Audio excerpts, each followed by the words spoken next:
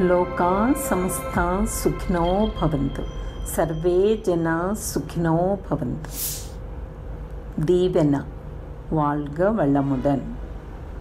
మనస్సు బలంగా, ప్రశాంతంగా, స్పష్టంగా, ఉద్రేకరహిత స్థితిలో ఉన్నప్పుడే దీవించడం సాధ్యమవుతుంది. ప్రశాంత స్థితిలో ఉన్నప్పుడే మనస్సు విస్తరించి ఇతరుల మనోతరంగాలతో కలిసి ప్రేమ, శుభకామన పెంపొందుతుంది. ఉద్దేశపూర్వకంగా కానీ మరే విధంగా కానీ దీవించేటప్పుడు శక్తి తరంగాలు అంతశ్చర్య నొంది తరంగ మారకం జరుగుతుంది. ఆ ఇద్దరూ ఒకరి గురించి మరొకరు మంచిని కోరుకోవడం సహజ ప్రక్రియ అవుతుంది. శత్రువులు కూడా మిత్రులుగా మారుతారు. పొరపాట్లు సరిదిద్దబడతాయి. సకాలంలో మార్పులు జరుగుతాయి.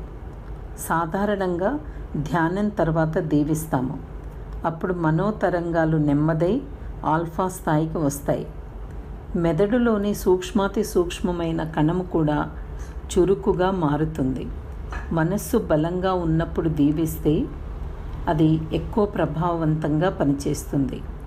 ఉదాహరణకు, విల్లు నెక్కుపెట్టి వదిలిన బాణము వేగంగా చాలా దూరం ప్రయాణిస్తుంది.